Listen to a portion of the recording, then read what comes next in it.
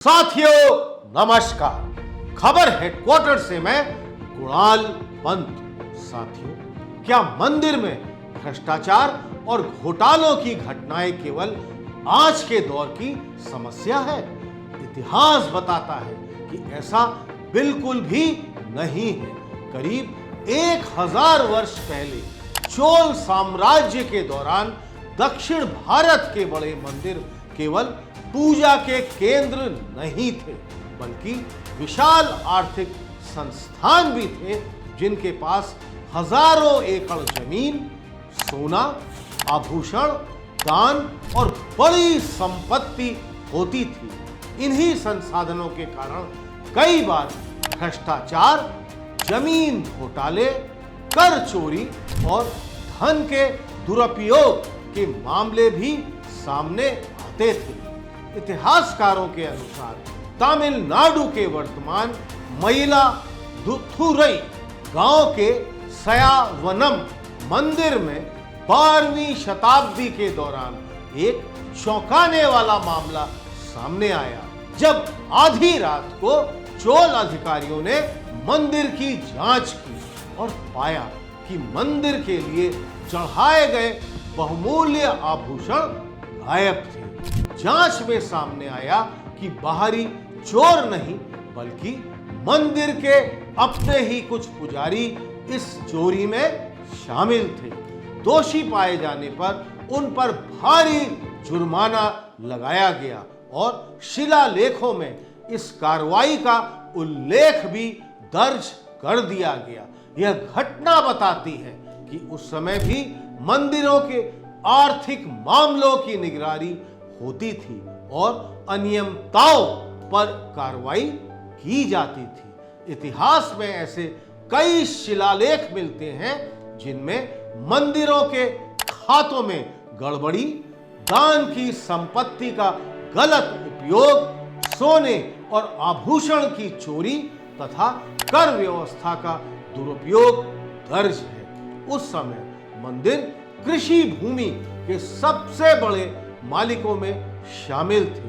लोग मंदिरों को जमीन दान करते थे, लेकिन कई मामलों में यह व्यवस्था टैक्स बचाने का माध्यम भी बन जाता था। अमीर जमींदार और प्रभावशाली लोग कम कीमत पर जमीन खरीदकर उसे देवदाय यानी मंदिर को समर्पित भूमि घोषित करवा देते थे, जिससे उस पर कर छूट मिल जाया करती थी। कई बार किसान उसी जमीन पर खेती करते रहते थे, लेकिन कर का लाभ संपन्न वर्ग को मिलता था। कुछ मामलों में किसानों को उनकी जमीन से बेदखल भी कर दिया जाता था, जिससे ग्रामीण समाज में असंतोष और आर्थिक संकट पैदा हुआ।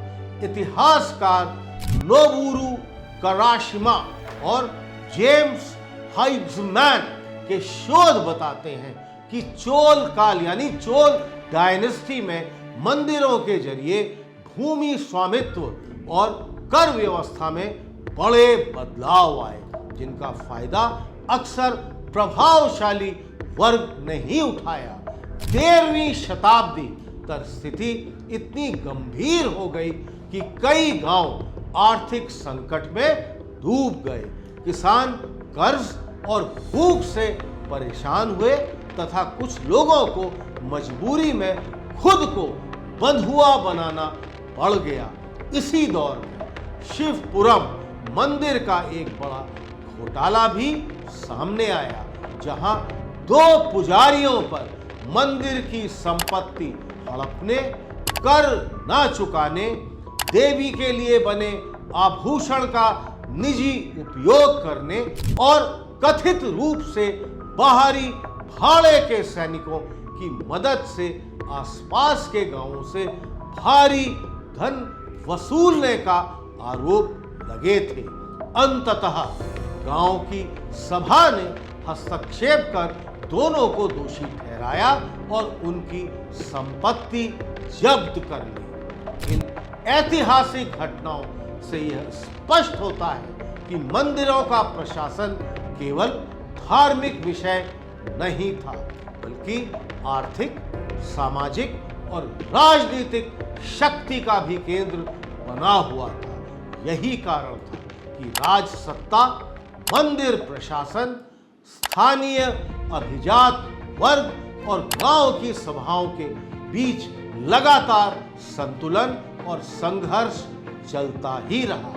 इतिहास हमें यह भी सिखाता है कि भ्रष्टाचार किसी एक संस्था तक सीमित नहीं होता, बल्कि जहां धन, संपत्ति और प्रभाव होता है, वहां पारदर्शिता और जवाबदेही यानी ट्रांसपेरेंसी एंड अकाउंटेबिलिटी की आवश्यकता हमेशा बनी रहती है।